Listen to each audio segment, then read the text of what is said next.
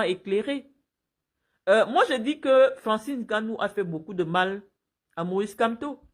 Parce que les Bamileke étaient dans la recherche d'un Bamileke qui gagne, d'un Bamileke qui fait rayonner le peuple Bamileke, qui fait rayonner leur culture. Et Ngannou le fait très bien. Et donc aujourd'hui, tous sont quittés derrière Kamto. Et se mettre maintenant derrière Francis Ngannou. Francis Ngannou est aujourd'hui la personnalité la plus surlivée par les gens du MRC. Vous avez oublié d'analyser l'attitude de Maurice Kamto face à tout ce qui s'est passé. Vous ne parlez même plus de Maurice Kamto. Votre problème, c'est Ngannou. Donc, nous, on sait que vous ne connaissez pas la politique. On vous laisse faire et on évite de toujours d'entrer dans vos faux problèmes. Maintenant, vous cherchez les problèmes avec toute l'Afrique. Prince Aimé a sorti une chanson qui n'intéressait personne. Bon, les gens ont écouté ça banalement. Quand moi, j'étais au service de la production TV à la CRTV, on a souvent reçu Prince Aimé venait faire sa promo. Ça n'a même pas fait un boom au Cameroun. Comme on dit toujours que c'est ailleurs que les gens apprécient ce qui se fait au Cameroun. Les Ivoiriens apprécient ce qui se fait au Cameroun. Un jeune Ivoirien des Bordeaux qui fréquente le Cameroun, qui a l'oreille musicale, il a réinterprété cette chanson-là. Qui a fait un carton sur TikTok. Mais quand il ne savait pas qu'il passait à s'attaquer à une tribu à laquelle il ne faut pas s'attaquer au Cameroun. Quand ils entendent l'affaire d'argent. Parce que quand ils ont vu les millions de vidéos qui étaient faites sur TikTok, sur cette chanson Viviane, Malox a pensé, a calculé. Il s'est dit que si on prend seulement $1 sur chaque chanson, fois 10 millions de personnes, ça fait déjà 10 millions de dollars. Il a commencé les problèmes. Personne pour lui dire que non, la musique est d'abord un art universel. La musique n'appartient pas à quelqu'un, à un peuple. Non, on connaît. Johnny Hallyday a commencé ses musiques avec des reprises de Frank Sinatra. Les musiques d'Edith Piaf ont été interprétées dans plusieurs langues dans le monde. Et que ça n'a jamais posé un problème. La France, elle a toujours estimé que la musique était une ambassadrice de sa culture. Pourquoi ça doit devenir un problème si un Ivoirien doit interpréter, doit remixer une chanson camerounaise dont les gens s'en foutent même au Cameroun? Les gens s'en foutaient de l'affaire de Viviane. Qui gérait ça au Cameroun? Non, mais comme il vous manque de l'intelligence, c'est devenu encore un problème pour créer des frustrations entre un peuple qui, grâce à Samuel Eto'o, se considère comme un peuple frère. Vous venez maintenant avec les problèmes. Oh, il faut que ce soit les Camerounais. Oh, pam, pam, pam avec les Ivoiriens. Mais moi, je vous dis, vous faites vos affaires sur Internet. Mais d'autres peuples sont des peuples sensibles. Vous négligez tout parce que pour vous, c'est le buzz et les likes. Je suis sûr qu'à l'heure actuelle, un Camerounais part en Côte d'Ivoire, il ne va plus avoir le même amour. Moi, je suis allé en Côte d'Ivoire. Il faut voir, à cause de Samuel Eto'o, comment les Ivoiriens nous considèrent. Tu arrives là-bas, c'est tout le monde qui veut t'inviter, ou la belle famille, ou ceci, cela. Maintenant, vous venez créer la frustration. Tout le monde n'a pas votre mentalité. Il y a des peuples qui sont suffisamment sensibles.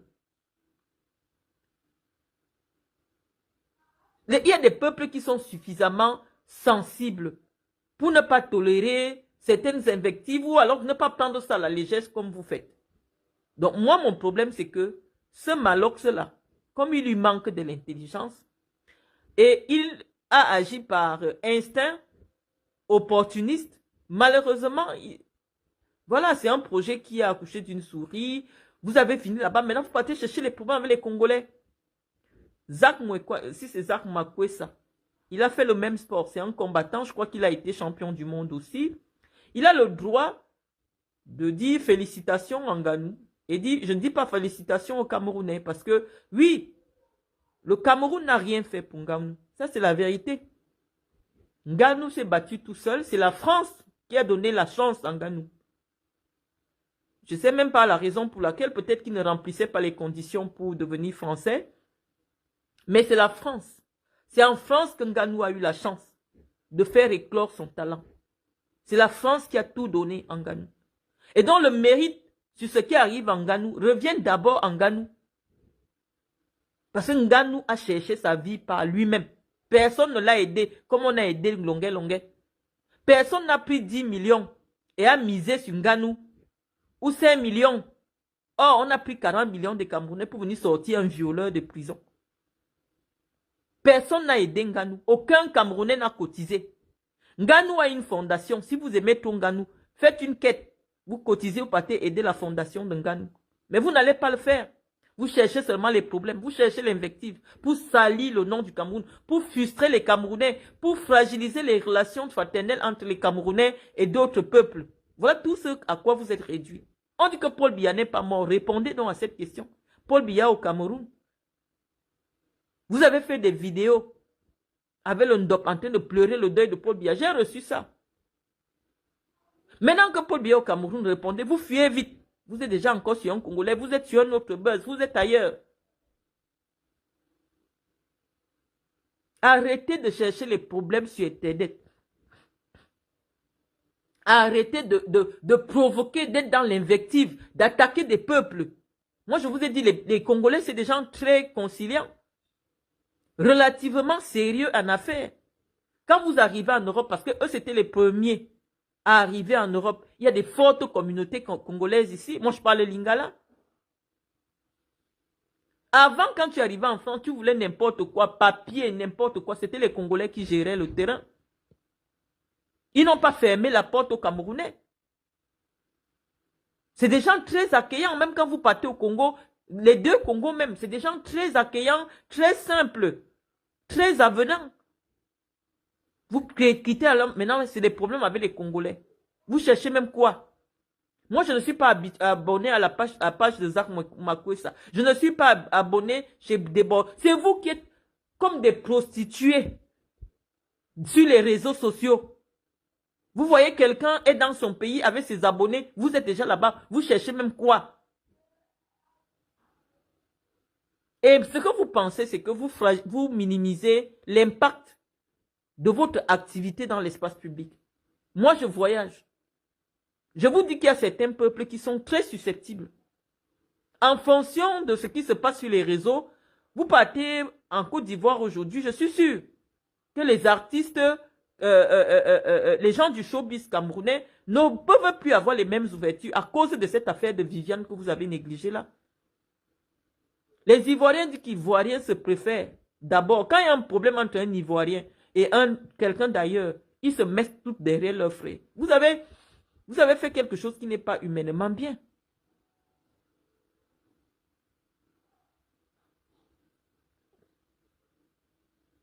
J'ai dit que ce n'est pas vous qui calibrez. Il y a des gens, si Zach Makwesa a 2 millions d'abonnés, ça veut dire que c'est une personnalité des réseaux sociaux soutenue aussi par des gens de son peuple. De la même manière que Nganou a 2 millions d'abonnés, que c'est des Camerounais. Si quelqu'un se met à faire quelque chose en Nganou dans l'espace public, il y a des Camerounais qui vont se sentir frustrés. Ne négligez pas cela. De la même manière que vous êtes 2 millions d'abonnés sur la page de Nganou, c'est de la même manière que Zach Makwesa a 2 millions d'abonnés. Il y a des gens qui ne réagissent pas comme vous faites là. Vous n'avez pas de cerveau. Comme je vous ai dit, quand vous manquez d'éducation, on ne vous éduque pas au Cameroun. Vous êtes dans toute l'Afrique à chercher la merde. Je vous dis que vous n'avez jamais voyagé. Les Camerounais sont très mal vus. Je ne sais pas où les Camerounais sont acceptés. Peut-être aux États-Unis, comme le pays est tellement grand. Mais attendez, partout dans le monde, quand vous avez un passeport camerounais, les gens savent qu'on doit, vous surveiller. Tout ce que vous allez dire n'est pas vrai. Ce n'est pas bien. Et c'est vous, à cause de vous là. Est-ce que vous vous rendez compte que dans ce pays qu'on appelle le Cameroun, ceux qui sont même nombreux, c'est les nordistes. Mais je n'ai jamais vu les nordistes avoir un blog. On ne les entend sur aucune question. Or, des gens intelligents, des gens brillants, des jeunes à la Ousmane Sonko, tu trouves. J'ai un ami ici, très brillant, qui est sur ma page. C'est lui qui m'a fait découvrir Ousmane Sonko, je ne vais pas citer son nom. Il y a Dafsia qui est ici aussi sur ma page. Des gars brillants. Mais ils ne font pas de tapage. Les gars du Nord, là, ils ne font pas le tapage, mais ils sont brillants dans leurs analyses. Parce que moi, je suis sur ma page, ils sont abonnés à moi, je vois les développements qu'ils font. Ils ne font pas de tapage, mais c'est eux les plus nombreux au Cameroun. Vous ne cherchez pas à connaître leur avis. Mais c'est vous, là, ou c'est culturel, ou c'est quoi, vous aimez les bruits. Est-ce que vous savez même que, attendez, moi, je n'ai jamais vu, malgré la contestation ouverte que le peuple anglophone, mais ils n'ont pas de blog où vous les voyez faire tout et n'importe quoi sur les réseaux sociaux. Les anglophones. Vous n'allez pas dire que c'est d'autres tribus au Cameroun qui... Non, moi, je n'ai jamais vu les Boulous avoir un blog. La première fois, je peux considérer aujourd'hui que le blog des Boulous, c'est mon blog. Parce que je les vois 30 000 sur ma page. Moi, je ne vous comprends pas. Vous faites beaucoup de mal au Cameroun. Et les relations diplomatiques se fragilisent à cause des choses. Je vous dis que ce qui a créé la Première Guerre mondiale, c'est juste une gifle. On ne peut pas banaliser quelque chose. On ne peut pas banaliser les choses.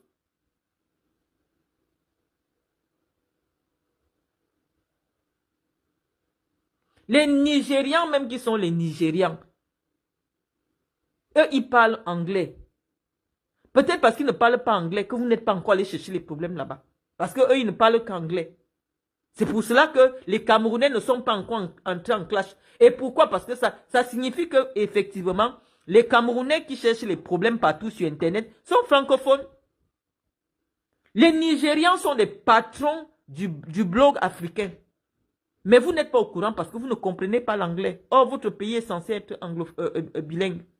Vous n'êtes pas encore allé chercher vous, les problèmes avec les Nigérians ou les Ghanéens. Dès que vous entendez la langue, dès que vous entendez que quelqu'un parle français, vous êtes déjà sur sa page. Et vous partez chercher les problèmes, ça devient un problème entre les peuples.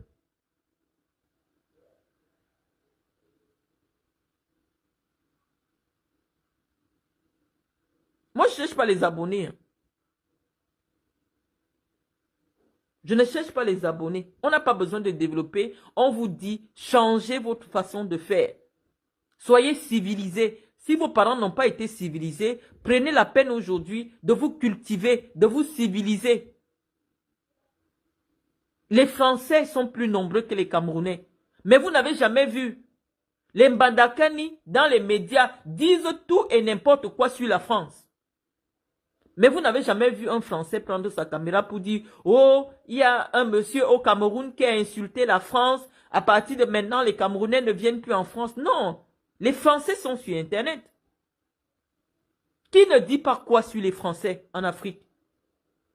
Mais vous n'avez jamais vu un blogueur français assis pour calculer ce qui se passe au Cameroun. Ça veut dire quoi? Si vous considérez que vous êtes un grand pays, ne gérez pas ce que les autres font. Les Français ont des blogs où ils développent d'autres choses. Vous n'allez jamais voir un blogueur s'asseoir et analyser ce qui se passe au Cameroun. Ça ne les concerne pas. Quelques médias peuvent en parler. Or, on peut bien considérer que les Français ont peut-être des intérêts dans ce qui se passe au Cameroun. Mais vous n'allez jamais voir les Français sur Internet en train de parler du Cameroun, en train de parler de la politique du Cameroun. Non, ça ne les concerne pas. Essayez de copier. Vous, dès qu'il y a un problème politique en Côte d'Ivoire, vous portez ça sur votre tête, ça devient votre problème. Dès qu'il y a un problème au Burkina, vous êtes déjà là. On vous a mis gendarme d'Internet.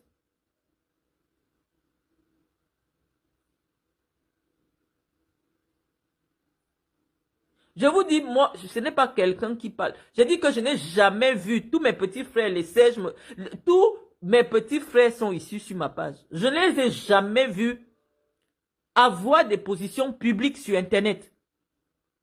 Est-ce que vous allez empêcher les gens de vous dire la vérité? Ça vous fait mal changer? Moi, j'ai quasiment tous les leaders d'opinion de ma tribu sur ma page.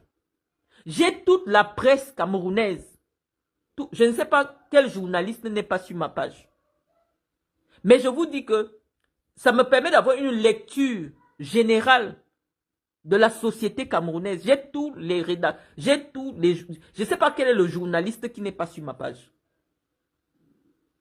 Et donc, si je donne un avis, c'est parce qu'il est suffisamment éclairé. Je n'ai jamais vu un gars de la Damawa dans un scandale des réseaux sociaux ou en train de tenir un blog des réseaux, en train de faire tout et n'importe quoi. Ils sont camerounais. Je n'ai jamais vu quelqu'un de Marois, de l'extrême nord, assis sur Facebook pour faire n'importe quoi. Ils sont camerounais. Il n'y a pas un gars de l'Est qui a une page où il y a 2000 abonnés, où il y a 10 000 abonnés. Ils sont camerounais. Donc, ils voient aussi tout ce qui se passe au Cameroun, mais ils ont une autre attitude par rapport à ce qui se passe. Donc, on vous demande simplement de copier ce que vos autres frères font. Au Cameroun, il n'y a que 10 régions. Si ce que je dis n'est pas juste, dites que Marlène, tel blogueur, qui a telle page, qui dénigre le Cameroun, je ne sais même pas. Vous croyez que vous combattez Biya. Mais votre façon de combattre Biya, malheureusement, ça fragilise tout le pays parce que la façon dont vous analysez l'actualité au Cameroun de manière irresponsable est en train de fermer les portes aux Camerounais partout. Je dis votre façon en pensant que... allez un peu regarder comment les jeunes de l'opposition française font la politique. Parce que vous allez dire que oui, c'est le tribalisme. Oh, je vois comment... Quelqu'un m'écrit ici que je vois pourquoi Kameni t'a barré. Non, Kameni ne m'a pas barré. Donc, quand on vous parle, vous devenez instinctif. De manière instinctive, vous commencez à dire n'importe quoi. Je suis en train de vous dire ceci. Que essayez un peu de faire une observation générale. Bon, il y a des jeunes qui sont en politique en France, qui sont des leaders d'opinion. Est-ce qu'ils traitent l'actualité de leur pays comme... Est-ce qu'ils peignent leur pays comme Zuimanto le fait, comme Paul Chouta le fait, comme Boris Berthold le fait, comme Kongosa Baviepi le fait? Essayez un peu de mesurer l'image que vous donnez à notre pays à travers votre communication. Aucun parmi vous là n'a fait l'école de communication. Mais vous avez décidé que comme ça donne l'argent, vous devenez des communicants. Pour communiquer sur le plan politique, il faut une certaine formation. Vous faites beaucoup de mal parce que malheureusement, tous ceux qui veulent connaître l'actualité publique, l'actualité politique dans notre pays, vous avez éclipsé les professionnels de la communication. On est obligé de s'abreuver à vos pages. Irresponsable. Lorsqu'une page a plus de 200 000 abonnés se met à dire que le chef d'un État est mort, la presse internationale va venir lire ce que vous partagez massivement, cette page que vous partagez massivement, et les hommes d'affaires qui ambitionnaient par exemple de venir signer des contrats au Cameroun vont décider de ne pas venir. Voilà votre équipe nationale qui se retrouve sans équipementier. Je vous l'avais dit. Vous êtes venu m'insulter ici comme toujours. Si vous ne voulez pas que je parle, pourquoi vous venez même souvent me demander qu'il faut parler? Malheureusement, quand je dis, moi je ne suis pas là pour vous faire plaisir. Je vous avais dit depuis 2 ans, en 2022, que cette affaire de On All Sport, c'était de l'escroquerie. Et j'avais dit qu'il n'y aura plus jamais un équipementier au Cameroun. Et vous voyez ce que je vous ai dit. Mais pourquoi, quand je vous dis aussi que cette partie du Cameroun est un tendon d'Achille, cette partie du Cameroun est un problème. Pourquoi vous n'arrivez pas à accepter? Ce n'est pas une analyse partielle. Non. Je fais une étude globale. Je vous dis, dans l'espace public, il y a une certaine catégorie sociale, tous issus de la même région, qui pose un problème à l'image de notre pays. Essayez un peu de vous inspirer de ce qui se fait ailleurs. La communication politique, ça s'apprend. Parce que vous avez la responsabilité de vendre l'image de votre pays. De vendre l'image. Même quand on est de l'opposition, il y a une façon de faire l'opposition. Inspirez-vous un peu. Il y a des jeunes de Marine Le Pen qui ont des blogs. Ils développent des thématiques. Ils ne parlent pas des gens. Paul Chouta, au même moment où il dit que Paul Biya, il fait une analyse sur Paul Biya. La deuxième publication, il dit déjà que Bruno Bidjanga a sodomisé la femme. C'est quelle façon de faire? C'est de l'irresponsabilité. Tu n'as aucune preuve, il n'y a aucune plainte, il n'y a rien. Tu te lèves, tu dis que Bruno Bidjanga a sodomisé la femme de tel. Est-ce que tu n'as pas de ligne éditoriale? À quel moment quelqu'un qui est sérieux s'assoit chez Paul Chouta pour comprendre l'actualité politique du pays?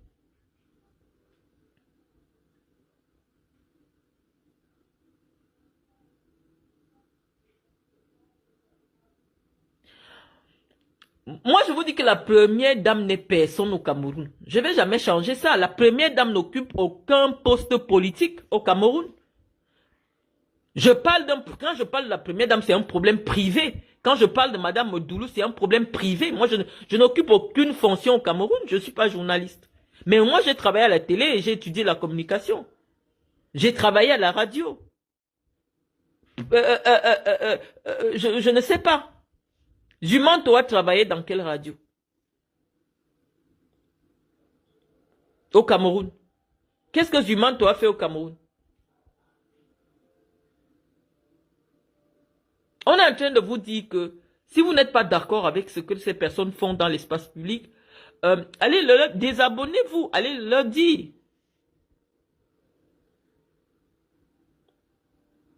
C'est que du sensationnel, rien de sérieux et c'est dommage. On ne peut pas rassembler 200 000 jeunes, 400 000 jeunes sur une page pour vendre du sensationnel. C'est ça qui abrutit le peuple. C'est ça qui rend le peuple inapte à la réflexion. Ils se plaignent que les Camerounais sont amorphes. Mais qu'est-ce qu'ils font pour que le peuple soit un peuple, un peuple éduqué?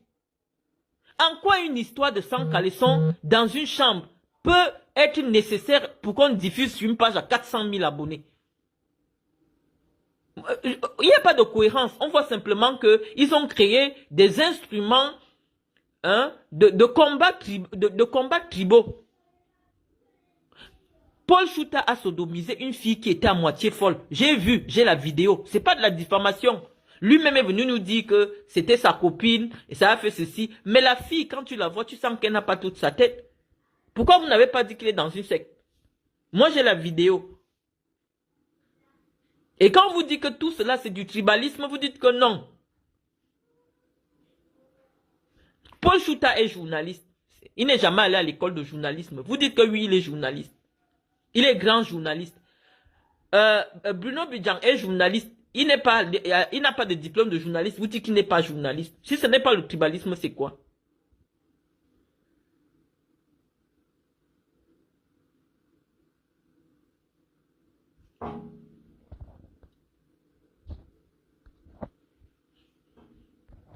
Donc, moi, je pense que je vous ai dit ce que je pense. C'est mon avis. Si ça ne vous correspond pas, bah, allez-y voir ailleurs. Allez-y voir ailleurs. Moi, je dis ce que je pense. Si on vous dit que pour la cohésion sociale au Cameroun, il faudrait que tous les peuples, toutes les populations soient au même niveau de civilisation. Je vous ai souvent développé cette thématique ici. Quand vous êtes relativement jeune, vous pensez que c'est de l'insulte.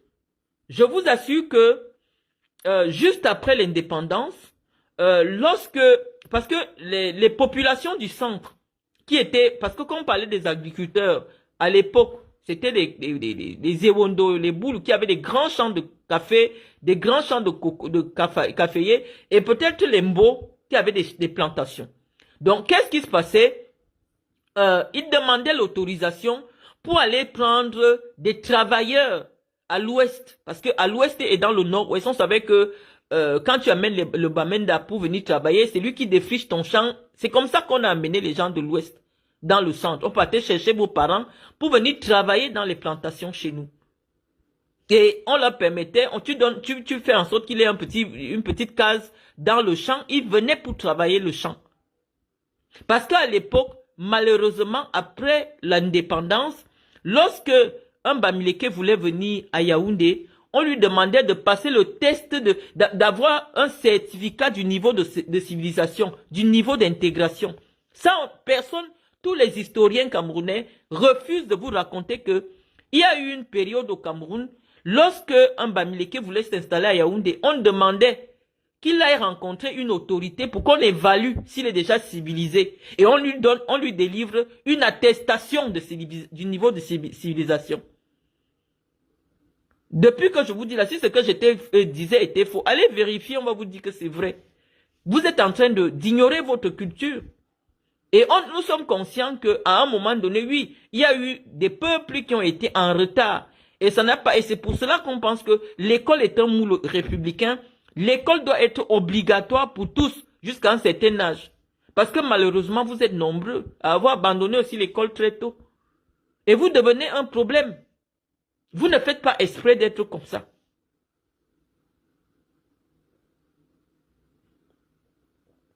Il faut qu'on vous explique l'histoire. C'est-à-dire que ça ne fait pas longtemps. C'est-à-dire que quand on vous dit années 60, ça veut dire que vos parents, vous qui avez aujourd'hui 30 ans, vos parents devaient passer à apporter la preuve du niveau de civilisation pour avoir l'autorisation de s'installer à Yaoundé. Donc on vous dit que ça existait dans votre pays, vous faites comme si on vous parlait de la Chine. Et donc oui, malheureusement, il y a une différence culturelle qu'on n'a pas encore réussi à résorber. Vous avez le droit d'être fier voilà, on ne dit pas de ne pas être fier, mais on dit que lorsque vous venez rencontrer des gens qui ont un niveau de civilisation, faites un effort de vous élever à leur niveau. Quand quelqu'un sort du Cameroun pour venir vivre en France, et il veut vivre en France comme il vit au Cameroun, on dit que c'est un problème. Il faut t'adapter avec la vie des gens que tu viens de trouver sur place. Donc, Rosa Domicile, je dis que je me suis exprimé pour Bruno Bidjan. Il est camerounais, il est Boulou. J'ai parlé de Longuet Longuet qui est... Longuet Longuet est quoi? Longuet Longuet est Banen. Je parle de tout le monde, de toutes les tribus. Je dis en fonction de l'actualité, qu'est-ce qui se passe? C'est pas tous les jours que je parle des Bamileke. Je dis que votre activité, pourquoi vous partez attaquer Zach? C'est parce qu'il parle de Francine Ganou. Et donc, par réflexe animalier, vous partez le suivre. Ça devient des problèmes. Vous attaquez un être humain. Un Africain sur son nez épaté. Tous les Africains ont un nez épaté. Tous les Africains, la particularité des Africains, c'est leur nez épaté. Pourquoi vous attaquez quelqu'un sur le physique? Zach Mekwesa est plus structuré intellectuellement que Francis Ganou. Ça, c'est la vérité. Parce que peut-être il a eu la chance d'être en Europe, de faire des études et tout. Ganou n'a jamais menti qu'il n'a pas fait les études. Donc, sur le plan intellectuel, Zach est intéressant à écouter. Et donc, s'il donne un avis, on pense qu'il est suffisamment éclairé sur le Cameroun. Il dit pas n'importe quoi. Si quelqu'un d'autre vient vous dire ce que vous-même vous dites tous les jours, ça vous énerve, pourquoi? Moi, je comprends pas. Donc moi je pense tout simplement que il faut qu'on ait le courage de se dire les vérités en face, sans stigmatiser qui que ce soit. On dit essayez un peu de revoir la copie, ce n'est pas bon.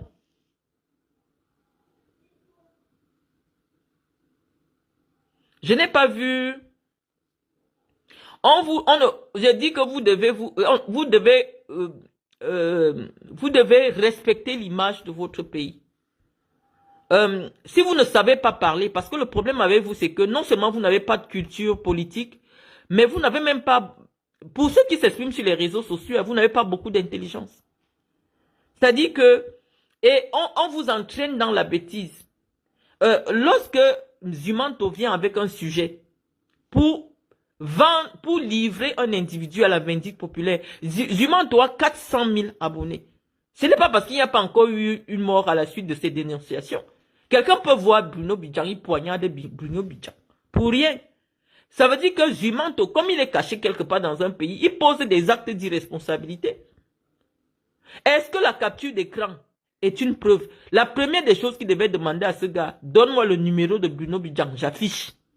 Moi-même, j'ai le numéro de Bruno Bidjan. J'allais vérifier si c'est vraiment le numéro de Bruno Bidjan.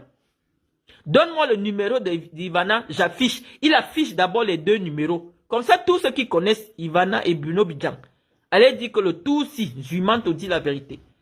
Tu prends un téléphone, je peux prendre un téléphone, je change le nom d'un contact, je mets Bruno Bidjan, je me mets à écrire n'importe quoi. Donc, il faut d'abord cette garantie de traçabilité, c'est-à-dire donner le numéro de téléphone. Là, tout le monde confirme qu'effectivement, c'est ça. Il se met à dire des choses, à livrer un jeune couple qui a trop souffert à la vindicte populaire, pour rien. Pour rien. Sur le plan du droit, il n'y a rien à se mettre sur la dent. Tu ne peux pas aller porter plainte à quelqu'un. Sur le plan pénal, il fait la prison parce qu'il a sodomisé ta femme. Ce n'est pas ta copine. Ce n'est pas une infraction pénale. Ce n'est pas une infraction pénale. La femme est libre d'utiliser son corps comme elle veut. Vous n'êtes pas marié. Mais quand lui vient s'asseoir pour dire que c'est parce que Bruno Bidjan est longs bras, on dit que le droit est codifié. Le droit camerounais. Il n'y a pas une infraction où on dit que si tu couches avec la femme de quelqu'un, tu pars en prison. Non. Même une femme mariée, tu couches avec elle, tu ne pars pas en prison. La seule chose que le droit dit que ça est une preuve du divorce.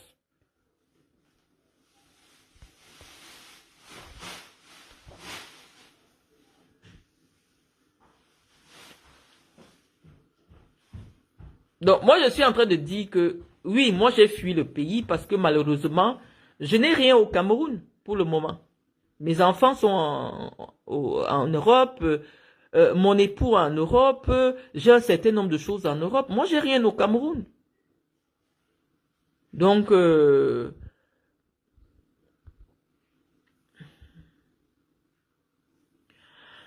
Makonchou épouse Wafo, vous répétez ce que vos maîtres colons vous ont enseigné. Oui, nous disons que nous vivons dans un pays qui a été colonisé. Malheureusement, c'est notre histoire. Si toi aujourd'hui, Bamileke, tu viens t'asseoir pour écouter une fille boulou, c'est parce que nous utilisons la langue du colon.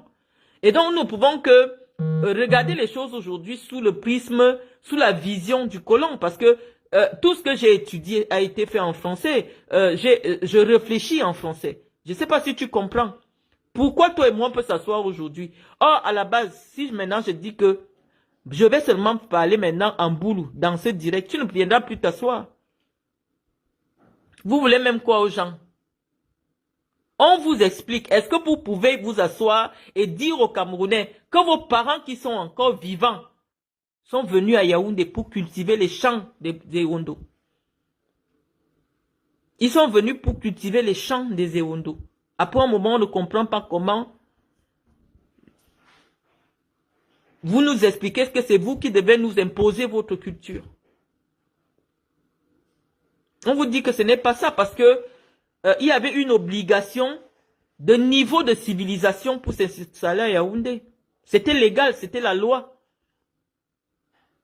Donc il faut qu'on vous explique aussi la partie là. Et qu'on s'entende pour dire qu'il y a des attitudes que vous avez dans l'espace public qui ne sont pas bien pour l'image du pays. Maintenant, vous faites comme vous voulez.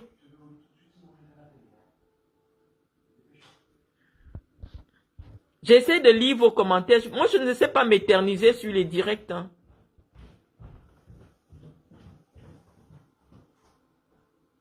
Marlène, tu es une intellectuelle. Tu accordes beaucoup de crédit aux choses qui se disent sur Internet. Les Occidentaux savent qu'il n'y a pas de ressources humaines sur les réseaux sociaux. N'importe qui peut dire n'importe quoi. C'est ainsi que le monde évolue aujourd'hui. Facebook, c'est pas pour les intellos. Tu ne verras jamais Célestin Tawamba, Paul Fokam, Fotso sur les réseaux sociaux. Est-ce que Célestin Tawamba, est-ce que Facebook c'est son époque?